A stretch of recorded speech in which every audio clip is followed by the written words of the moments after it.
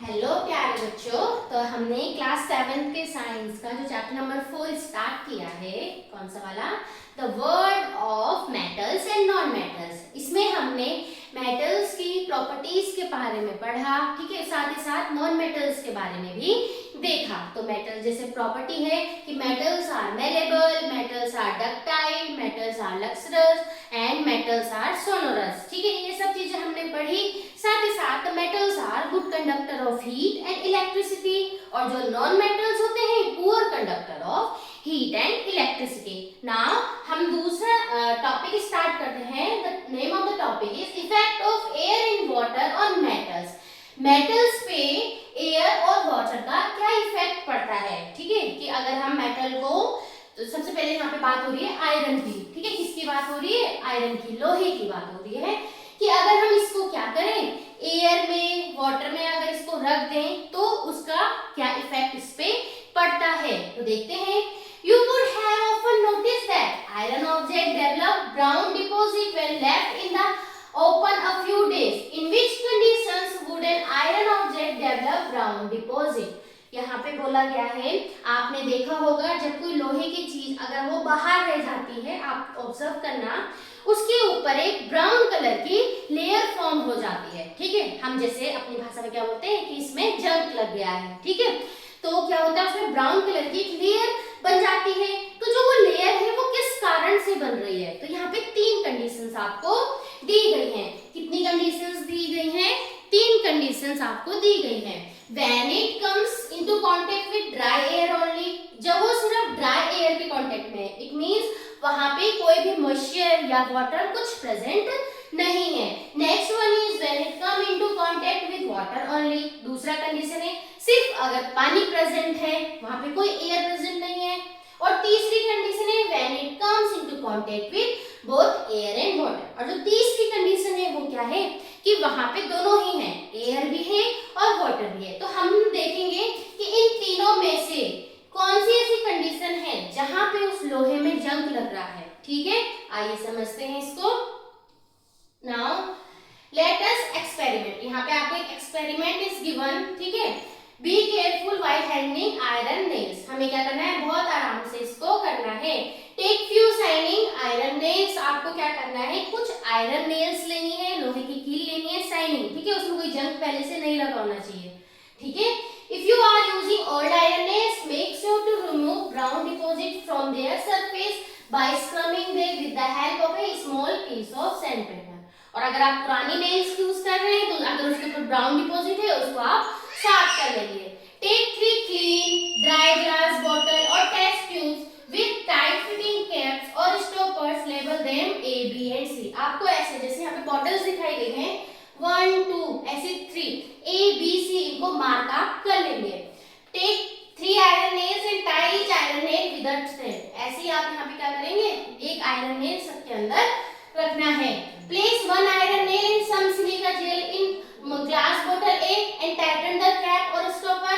Silica gel makes the air dry. It is the substance that is used in small pouch in some medicines bottle, water bottles, shoe boxes, etc. to keep them dry. आपको क्या करना है, A वाली bottle में आपको क्या करना है, इसमें आपको आयरन नेल लेनी है और यहाँ पे आपको क्या रखना है, ये आपको छोटे छोटे व्हाइट कलर के दाने दिख रहे होंगे जो कि क्या है, सिलिका जेल। तो सिलिका जेल एक ऐसा सब्सटेंस है जिसको कि ताकि जो एयर है, ठीक है, वहां पे कोई मॉइस्चर प्रेजेंट ना हो, इसलिए इस सब्सटेंस का क्या किया जाता है, यूज किया जाता है। आपने काफी सारी जगह इसको देखा भी होगा। Place 1 iron nail in the glass bottle B। अब आपको iron nail glass bottle B में रखना है और फिर क्या करना है, आपको boiled in cooled water to remove dissolved gases, ठीक है। आपको क्या करना है, ऐसा पानी लेना है जिसको आपको अच्छे से बॉईल कर देना है और उसके बाद उसको ठंडा करके इसमें रखना है। Now pour some oil to form a layer over the surface of the water। अब आपको क्या करना है, इसके ऊपर थोड़ा सा ऑयल इसके ऊपर डाल देना है ताकि कि जो एयर है, ठीक है, एयर वो वाटर के कांटेक्ट में ना आए, एयर उस ऑयल के सरफेस से ही नीचे नहीं आएंगे, ठीक है। Now place 1 iron nail in the bottle C। अब आपको बॉटल C में लेना है जिसमें कि आपको क्या करना है, iron nail is partially dip. Keep this glass bottle on top both air and water. अब आपको क्या करना है, जो सी वाली बॉटल है, सी वाली बॉटल में आपको क्या करना है, इसको वाटर में, इसके अंदर वाटर लेना है और इसमें आयरन नेल इसको डिप कर देनी है आधा, और ऊपर से क्या करना है, इसमें आपको कैप नहीं लगानी है, इसमें आपको क्या करना है, कैप नहीं लगानी है, ताकि जो एयर है, एयर भी इस वाटर के कांटेक्ट में आए। यानी कि both conditions is here, what यहाँ पे हमारे पास वाटर भी प्रेजेंट है और साथ ही साथ यहाँ से हमने टाइट नहीं किया, it means air is also present here. ठीक है, तो तीन कंडीशंस हो गई।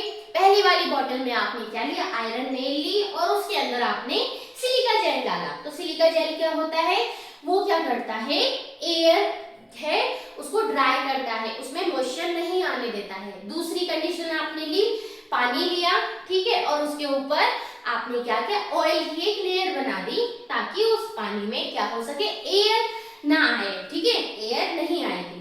और तीसरी कंडीशन आपने क्या करी, वाटर लिया और साथ साथ इसका ढक्कन, जो इसका कैप है, इसको ओपन रहने दिया, ताकि जो ये वाटर है इसके साथ में एयर भी कांटेक्ट में आएगी, तो दोनों ही कंडीशंस यहाँ पे प्रेजेंट होंगी। अब इन सभी को आपको क्या करना है, 8-10 दिन के लिए इसको रख देना है। ठीक है, अब आप देखेंगे जो बॉटल ए है, प्रेजेंस ऑफ वाटर नो, ठीक है, वहां पे पानी नहीं था।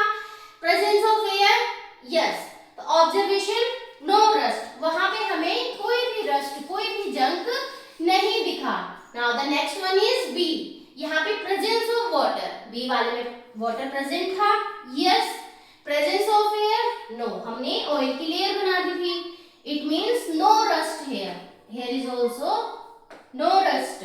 Okay, now the third one is presence of water yes, presence of air yes, और observation yes, rust is present. यहाँ पे क्या आया, रस्ट क्या हो गया, यहाँ पे प्रेजेंट है, जो जंक है वो यहाँ पे लगा। तो इस एक्सपेरिमेंट को करके आपको क्या समझ आया, in this it is observed in glass bottle A and B the iron nail do not show any brown deposit, जो उसमें आयरन नेल है उसमें कोई भी ब्राउन डिपॉजिट नहीं दिखा। What does this observation indicate? This indicates that brown deposit or discoloration on the iron nails do not develop when the iron nail is kept in dry air alone or water alone। इस experiment को करके आपको क्या समझ आया कि जो आपका रस्ट है वो किस कंडीशन में नहीं है, अगर वहां पे सिर्फ एयर प्रेजेंट है तो आपका उसमें कोई भी ब्राउन लेयर डिपॉजिट नहीं हो रही है। ठीक है, और अगर उसमें सिर्फ वाटर प्रेजेंट है अकेले, तो वहां पे भी उस आयरन नेल में कोई भी रस्ट प्रेजेंट नहीं है ना, कोई भी रस्ट नहीं हुआ। लेकिन इन glass bottle see the iron nail shows the presence of brown deposit. This indicates that the presence of both water and air is essential for this deposit to develop. इसको समझ के क्या समझ, इसको देख के क्या समझ आया कि जो आपकी बॉटल सी थी उसमें एक ब्राउन लेयर डिपॉजिट हो गई थी। तो जो ब्राउन लेयर डिपॉजिट हुई तो किस कंडीशन में हुई कि वहां पे आपके पास वाटर भी प्रेजेंट है एंड ऑल्सो एयर भी प्रेजेंट है। तो water and air both are necessary for depositing of brown layer. उस ब्राउन लेयर को डिपॉजिट होने के लिए वाटर का होना भी जरूरी है और एयर का होना भी जरूरी है, इसीलिए वो ब्राउन लेयर वहां पे डिपॉजिट हो रही है। Thus, moist air is responsible for the development of brown deposit on object made of iron. तो आपने देखा होगा बाहर जो एयर है, ठीक है, उसमें मॉइस्ट एयर बोला है, तो उसमें एयर भी है और साथ ही साथ कुछ अमाउंट में वाटर भी प्रेजेंट है। इसीलिए कोई चीज हम लोहे की जब बाहर रखते हैं तो उसमें क्या है, जंग लग जाता है। This brown deposit is called rust. जो ये ब्राउन डिपॉजिट है, हम बार बार कह रहे हैं ना यहाँ पे ब्राउन डिपॉजिट, तो जो ब्राउन कलर का जो डिपॉजिट बना है उसी को हम क्या कहते हैं, रस्ट यानी कि जंग कहते हैं। The process of formation of rust on object made of iron is called rusting. तो rusting क्या है, एक ऐसी प्रोसेस है formation of rust on object made up of iron. Iron की ऑब्जेक्ट में अगर आपका ये रस्ट फॉर्म हो रहा है, इसी प्रोसेस को हम क्या कहते हैं, रस्टिंग ऑफ आयरन। इस प्रोसेस को हमने क्या कहा, रस्टिंग। ठीक है, तो many other metals also exhibit discoloration when kept open in the atmosphere. Have you noticed the formation of a green coating on the surface of copper object or a black coating on the surface of silver object? तो यहाँ पे सिर्फ पहले अभी हमने पढ़ा किसके लिए, आयरन के लिए, लोहे के लिए। तो लोहे में कैसे कलर का आया, ब्राउन कलर का। सिमिलरली आपने जो कॉपर के जो ऑब्जेक्ट होंगे उनमें देखा होगा ग्रीन कलर की कोटिंग आ जाती है। और जो सिल्वर होता है, सिल्वर आपने देखा, बहुत देखना, सिल्वर आपको इजीली दिख जाएगा, मम्मी की जैसे पायल होंगी या कुछ होंगे तो उसमें देखना ब्लैक कलर की लेयर फॉर्म हो जाती है। तो ये क्या है, तो gradual deterioration of metal surface caused by air, water and other substance is known as corrosion। तो corrosion क्या हुआ, जब कोई चीज धीरे धीरे क्या होने लगती है, खराब होने लगती है, of metal surface caused by air, water और other substance, air, water या किसी और substance की वजह से कोई मेटल जब धीरे धीरे खराब होने लगता है उसको हम क्या कहते हैं, कोरोजन। उसी को हम क्या कहते हैं, कोरोजन कहते हैं। ठीक है, तो ये एक अच्छा आपके यहाँ पे डेफिनेशन है, इसको आपको याद कर लेना है। Do you know that rusting of iron is a serious problem in our country? Every year an enormous amount of money is spent to replace और repair iron structure damaged due to rusting. तो rusting की वजह से बहुत सारी repairing करनी पड़ती है। तो rusting of iron can be prevented by, तो हम जो रस्टिंग ऑफ आयरन है उसको बहुत सारे मेथड से बचा सकते हैं। एज पेंटिंग, आपने देखा होगा ना, हमने लोहे की जैसे दरवाजे हैं तो इनमें क्या कर देते हैं, हम एक पेंट कर देते हैं जिससे कि क्या होता है, जंग नहीं लगता उसमें। ठीक है, ऑयलिंग हम कर सकते हैं, ग्रीसिंग हम कर सकते हैं, and applying a protective layer of zinc metal on iron. ठीक है, इसको हम कहते हैं गैल्वेनाइजेशन। तो व्हाट इज गैल्वेनाइजेशन, जब हम क्या करते हैं, जिंक की कोटिंग आयरन मेटल के ऊपर करते हैं, the process is known as galvanisation. ठीक है, तो हम रस्टिंग ऑफ आयरन को किस तरीके से बचा सकते हैं, प्रिवेंट कर सकते हैं by applying paint, oil, grease, और क्या कर सकते हैं, और साथ ही साथ हम उसमें जिंक मेटल की कोई कोटिंग कर सकते हैं। ठीक है, तो ये फैसिनेटिंग फैक्ट आप देख लेंगे। ठीक है, now the next one is effect of air and water on other metals. आपने देखा, अभी हमने effect of air and water किसमें देखा, आयरन में। अभी हमने आयरन के लिए समझा, अब हम देख लेते हैं इसको अदर मेटल्स के लिए, और भी कुछ मेटल्स हैं उसके लिए देख लेते हैं। Let us investigate demonstration. Activity is given. The teacher may demonstrate this activity. Teachers इस एक्टिविटी को करेंगे, आपने अपने आप नहीं करनी है। Take a magnesium ribbon about 3-4 centimeter long. जैसे कि यहाँ पे एक मैग्नीशियम रिबन है, आपने इस रिबन को लेना है। ठीक है, clean by rubbing with a piece of sandpaper. इसको अच्छे से आपको क्लीन कर लेना है। Hold it with a pair of tongs. ये जो tongs, इसको कहते हैं tongs। ठीक है, इस tongs की हेल्प से आपको इसको होल्ड करना है।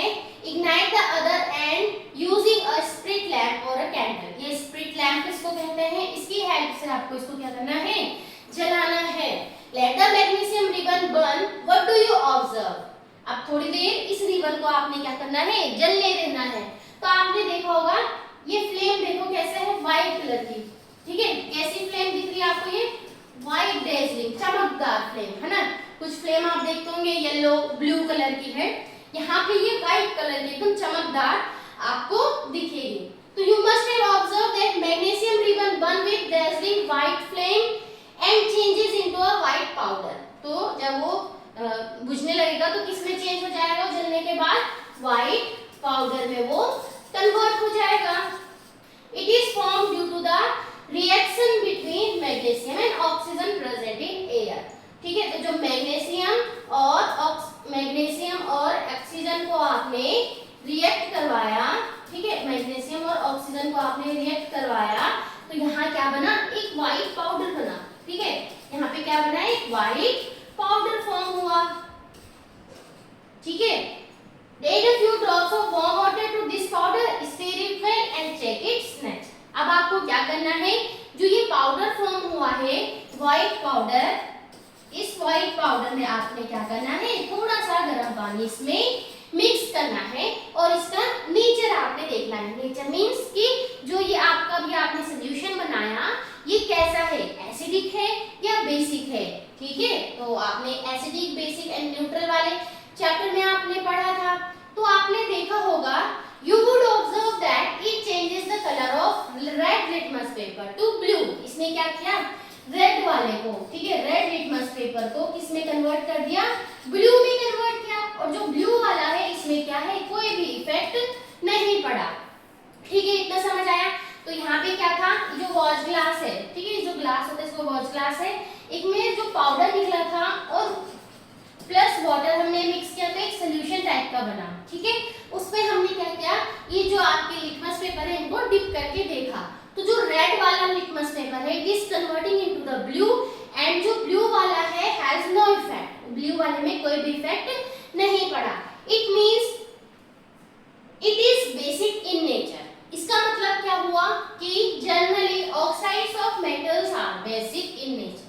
इट मींस जब भी हम मेटल, ठीक है, मेटल को बर्न करके देखा हमने तो उसके ऑक्साइड्स फॉर्म हुए। ठीक है, तो जो ऑक्साइड्स फॉर्म हो रहे हैं they are basic in nature. उनका नेचर कैसा है, बेसिक है, because it is turning red litmus paper to blue, red को ब्लू में कन्वर्ट कर रहा है, इसीलिए these oxides are basic in nature। In oxides का नेचर कैसा है, बेसिक है।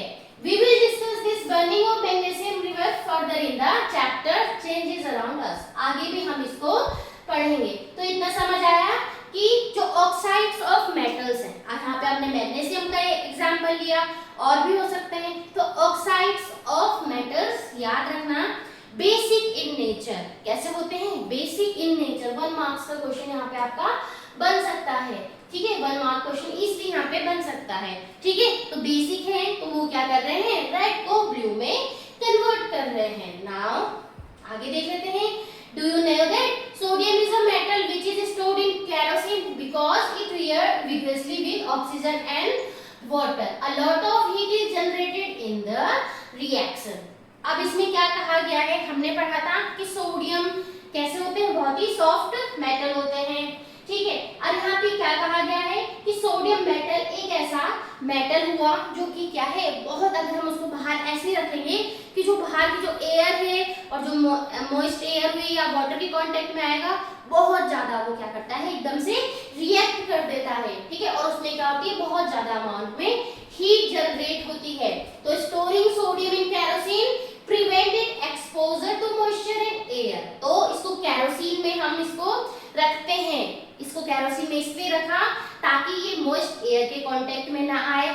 अगर ये कांटेक्ट में आ गई, बहुत ही स्पीड में ये रिएक्ट करती है और बहुत ज्यादा अमाउंट में हीट प्रोड्यूस करती है, इसीलिए हमको क्या करना पड़ता है, इसको केरोसिन में स्टोर करना पड़ता है। तो ये भी क्या है, एक इंपॉर्टेंट क्वेश्चंस बन जाते हैं यहाँ से कि why we store sodium metal in kerosene. हम सोडियम मेटल को केरोसिन में स्टोर करके क्यों रखते हैं। ठीक है, उसकी किसकी वजह से, रिएक्टिंग प्रॉपर्टी, बहुत जल्दी रिएक्ट करता है मॉइस्ट एयर के साथ में या वाटर के साथ में, उनके कांटेक्ट में आने से, इसीलिए हमको इसको क्या करना पड़ता है, केरोसिन में स्टोर करके रखना पड़ता है। Substances that behave differently from metals in air and water. अब कुछ ऐसे होंगे जो डिफरेंट उसमें बिहेव करेंगे। तो लेट अस एक्सपेरिमेंट।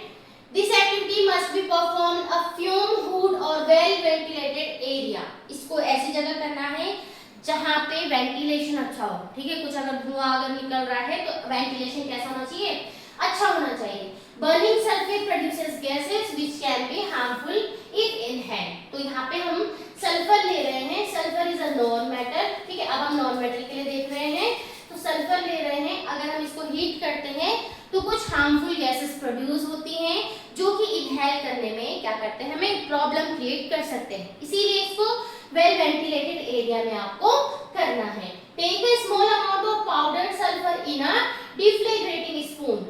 ये स्पून होता है इस टाइप का, ऐसे करके और यहाँ से ऐसे करके पकड़ने के लिए इसमें दिया है। ये स्पून आपने लेना है, नहीं है तो मेटल की कैप लेनी है और उसको ये मेटल वायर से आप ऐसे बना सकते हैं। इसमें आपने क्या करना है, थोड़ा अमाउंट में सल्फर लेना है। ठीक है, heat it on a flame as the sulphur start burning. Introduce the deflagrating spoon gas jar or glass tumbler, cover the gas jar or glass tumbler with a lid to ensure that the gas produced does not escape. अब आपको क्या करना है कि पहले आपने लिया वो स्पून, उसमें सल्फर डाला और उसको थोड़ा सा हीट करना है, और जैसे ही आप देखेंगे इसमें से कुछ गैसेस प्रोड्यूस होने लगी हैं, आपको क्या करना है, ग्लास टम्बलर में या ग्लास जार में आपको इसको रख देना है और उसको आपको ढक देना है, ताकि जो गैस है वो क्या है, इसके अंदर रहे। ठीक है, ताकि जो गैस है वो इस गैस जार के अंदर रहे। ठीक है, इससे बाहर नहीं जाए। ठीक है, now remove the lid after 3-4 minutes and take out the deflagrating spoon. Add a small quantity of water into the gas jar. Quickly place the lid back and shake it so that the gas dissolve. पहले आपने उसको ढक के रखा, 3-4 minute तक ऐसे ही रखेंगे, फिर आपने क्या करना है, इस स्पून को बाहर निकाल देना है और इसके अंदर जो गैसेस प्रेजेंट है उसमें आपको क्या करना है, थोड़े अमाउंट में वाटर ऐड कर देना है और फिर से उसको ढक देना है, ढक के उसको अच्छे से सेक करवाना है। Again recall the chapter exploring substances. फिर से हमने देखना है कि जो अब हमने क्या लिया था, यहाँ पे सल्फर लिया which is a non metal. Sulphur की गैस हमने इसके अंदर ली, प्लस हमने इसमें वाटर ऐड किया। अब हम इसका नेचर देखेंगे। अब हमने इसका क्या देखना है, नेचर देखना है कि ये जो हमारा सॉल्यूशन मिला है ये कैसा है, एसिडिक है या बेसिक है। तो हमने क्या ऑब्जर्व किया, on burning sulphur in air, ठीक है, sulphur dioxide gas is form. ठीक, हमने क्या किया, सल्फर को जब हमने क्या किया, एयर के साथ बर्न किया, इट मींस ऑक्सीजन प्रेजेंट है उसमें ऑक्सीजन के साथ में, तो हमें क्या मिला, सल्फर डाइऑक्साइड हमें मिला। ठीक है, सल्फर डाइऑक्साइड हमें मिला। On dissolving sulphur dioxide gas in water, जब हमने इसको वाटर में डिसॉल्व किया तो हमें क्या मिला, एक सल्फ्यूरस एसिड हमें मिला।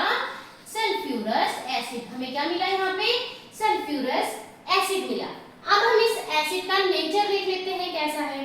तो इसने क्या किया, जो ब्लू वाला लिटमस पेपर है, ठीक है, ब्लू वाले को इसने रेड में कन्वर्ट कर दिया और रेड वाले में इसमें कोई भी इफेक्ट नहीं पड़ा। तो यहाँ से क्या समझ आया आपको कि it means the oxides of non metals are कैसे हुए, आर एसिडिक इन नेचर। कैसे हुए, एसिडिक इन नेचर। हमने पहले बोल दिया सल्फ्यूरस एसिड, तो यहाँ पे क्या है, वो कैसे हुए, acidic in nature. Okay, now take some sulphur powder in a glass tumbler. Again आपको अब सल्फर पाउडर लेना है और add small amount of water to it. अब इसमें थोड़ा आपको वाटर मिक्स कर देना है। तो आप देखेंगे यहाँ पे कोई भी रिएक्शंस नहीं हुई। When the sulphur is placed in water, जब हमने सल्फर को वाटर के साथ में मिक्स किया तो यहाँ पे कोई भी रिएक्शंस नहीं हुई, नो रिएक्शन। ओके, तो substances like sulphur and phosphorus behave differently with air and water than metals. ठीक है, वहां पे क्या था, वाटर के साथ में अगर हम ऐड कर रहे थे, यहाँ पे देखो वाटर के साथ में ऐड किया तो कोई भी रिएक्शंस नहीं हुए, तो ये डिफरेंटली बिहेव करते हैं। तो phosphorus is stored in water as it catches fire when exposed to atmospheric air. जैसे मेटल्स में हमने देखा कि सोडियम मेटल को हमने क्या किया, केरोसिन में स्टोर करके रखा, क्योंकि उसकी जो रिएक्टिंग प्रॉपर्टी बहुत ज्यादा जल्दी रिएक्ट करती है। सिमिलरली नॉन मेटल में हमने देखा कि जो फास्फोरस है, ठीक है, जो नॉन मेटल में हमने देखा जो फास्फोरस है उसको वाटर में क्या करते हैं, उसको वाटर में स्टोर करके रखते हैं। अभी आपने देखा कि नॉन मेटल्स का वाटर के साथ में कोई रिएक्शंस नहीं है, ठीक है, इसीलिए इसको वाटर में स्टोर करके रखते हैं ताकि ये एटमॉस्फेरिक एयर के साथ में कोई रिएक्शंस न दे। These substances are usually soft and dull in appearance. They are neither malleable nor ductile and they are not sonorous. They are also poor conductor of heat and electricity. These are called non-metals and their oxides are acidic in nature. तो यहाँ पे हमें non metals के बारे में बताया गया है कि जो नॉन मेटल्स होते हैं वो कैसे होते हैं, डल होते हैं, सॉफ्ट होते हैं, साथ ही साथ ना तो वो मैलेबल है, ना डक्टाइल है, ना लस्ट्रस है, ना वो सोनोरस है, और पुअर कंडक्टर ऑफ हीट है, पुअर कंडक्टर ऑफ इलेक्ट्रिसिटी है, और इनके जो ऑक्साइड्स होते हैं these are acidic in nature. Okay, some other non metals are oxygen, ठीक है, और भी जो नॉन मेटल्स है हमारे पास जैसे कि oxygen, hydrogen, nitrogen, carbon, these must not be confused with materials such as plastic, glass, wood, rubber and paper. These materials are not classified as metals or non-metals because they are not element. ये element नहीं है, इसलिए हमको जो हमारे non metals हैं तो potassium, वो फास्फोरस, ठीक है, ये हो गए ऑक्सीजन, हाइड्रोजन, क्लोरीन, नाइट्रोजन, ये सब क्या है हमारे पास, ये हमारे नॉन मेटल्स है। तो metals and non metals are sub categories of substances called elements. तो जो मेटल्स और नॉन मेटल्स है उनको सब कैटेगराइज किया गया है एलिमेंट में। An element is a substance that can not be broken down into simpler substance. तो एलिमेंट एक ऐसा सब्सटेंस है जिसे हम और छोटे सब्सटेंस में उसको डिवाइड नहीं कर सकते हैं। तो presently 118 elements are known. These elements are the basic building blocks of all matters. Some are naturally occurring while others are artificially made in the laboratory and do not exist in nature. तो हमारे पास present में 118 elements present हैं, जिसमें कि कुछ आपके क्या होते हैं नेचुरली मिलते हैं और कुछ क्या है आर्टिफिशियली हैं। इसको हम हायर क्लासेस में पढ़ेंगे। Are non-metal essential in everyday life? अब हमने अभी तक हमने देखा कि जो मेटल्स है, मेटल्स हमारे लिए क्या है यूजफुल है, जैसे कि वो मेलेबल है तो हम उनको थिन शीट में कन्वर्ट कर रहे हैं, डक्टाइल है तो हम उनकी वायर बना रहे हैं, ठीक है, सोनोरस है तो हम उनके ऑब्जेक्ट को यूज कर रहे हैं साउंड के लिए। तो क्या जो नॉन मेटल्स है उसका भी हमारे डे टू डे लाइफ में कोई इफेक्ट है, कोई यूज है? हाँ, जैसे कि आपने भी यहाँ पे देखा ऑक्सीजन, ठीक है, हमने कहा ऑक्सीजन, कार्बन, क्लोरीन, ये सब क्या है हमारे नॉन मेटल्स हैं। ऑक्सीजन क्या है बहुत ज्यादा इंपॉर्टेंट है हमारी लाइफ के लिए। अगर हम सांस ले रहे हैं तो क्या लेते हैं, कौन सी गैस हम लेते हैं, ऑक्सीजन हम ले रहे हैं, ठीक है। तो we breathe in oxygen which is a non metal. Without it we would not be able to survive. Can you think of any other uses of oxygen? ऐसी ऑक्सीजन के और यूजेस आपको बताने हैं। Carbon is essential in everyday life because it is the building block of all forms, ठीक है, जितने भी फॉर्म्स हैं सबका बिल्डिंग ब्लॉक क्या है, कार्बन ही है। It is the key component of protein, fats and carbohydrate which are necessary for growth and energy, ठीक है। देखा आपने कार्बन का भी हमारे लिए कितना इंपॉर्टेंस है। Nitrogen is used in the manufacturing of fertilisers and other chemicals, ठीक है। अगर हम फर्टिलाइजर्स, ठीक है, क्रॉप्स के लिए अगर हम फर्टिलाइजर्स बना रहे हैं तो वहां पे भी हमारे लिए नाइट्रोजन बहुत ज्यादा जरूरी है और अदर केमिकल के लिए भी। और ये क्या करते हैं, it is essential nutrient for the growth of plant. Plant की ग्रोथ के लिए एक क्या है, ये एक एसेंशियल न्यूट्रिएंट है। Chlorine is non metal commonly used in water purification. Chlorine भी क्या है, एक नॉन मेटल है जो कि वाटर प्यूरिफिकेशन में काम आता है, वाटर को क्लीन करने के काम आता है। A solution of iodine a non metal is applied on bones as an antiseptic. और जो आयोडीन है वो भी क्या है, नॉन मेटल है, और जब हमारे हाथ पैर में चोट लग जाती है तो आयोडीन का ही सॉल्यूशन अगर हम लगाएं तो वो ठीक कर देता है। तो आपने देखा हमारे लिए जो ये नॉन मेटल्स हैं, नॉन मेटल्स को हमने अनदेखा नहीं करना है। These are also very important for our day to day life. हमारी डे टू डे लाइफ के लिए इन नॉन मेटल्स का भी बहुत ज्यादा इंपॉर्टेंस है, ठीक है। तो science and society, do you know that many metals and their alloys are important for daily use as utensils and tools? These are also important for modern technologies and essential in almost every industry. Some special metals are also used in atomic energy, ठीक है। तो ये in India many metals especially iron and aluminum are recycled to minimize waste and contribute to sustainability. तो यहाँ पे क्या है, कई बारी alloys यानी metals and उनके alloy का मिक्सचर बनाया जाता है, यानी कि alloys क्या हुए, two or more metals or a metal and a non metal का जब मिक्सचर बनाया जाता है, ठीक है। तो ये सब चीजें हमने इसमें देखा। तो लास्ट हम इसमें देख लेते, चैप्टर आपका कंप्लीट हो जाता है। तो लास्ट अब हम इसका एक बार देख लेते हैं लास्ट में कि हमने पूरे चैप्टर में क्या क्या पढ़ा। तो metals and non metals are differentiated based on their properties. तो मेटल्स और नॉन मेटल के बीच में हम डिफरेंशिएट कर सकते सकते हैं on the basis of their property. Generally metals are lustrous whereas most non metals are non lustrous. तो जो मेटल्स होते हैं उनमें चमक होती है और जो नॉन मेटल्स होते हैं वो डल होते हैं। Metals are generally malleable and ductile while non-metals do not have these property. Metals are good conductor of heat and electricity but non-metals are generally poor conductors. ठीक है, ये सब आपने पूरे चैप्टर में देखा था। Metals react with oxygen to produce metal oxide which are basic in nature. Metal जब आपके ऑक्सीजन में रिएक्ट करते हैं तो वो मेटल के ऑक्साइड्स फॉर्म करते हैं which are basic in nature.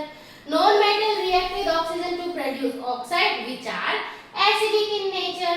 Generally non-metals do not react with water. तो जो non-metal है वो वाटर के साथ में रिएक्ट नहीं करते हैं। Metal object get damaged when exposed to moist air and the process is known as corrosion. तो जो metals है वो धीरे धीरे खराब होने लगते हैं in the presence of moist air.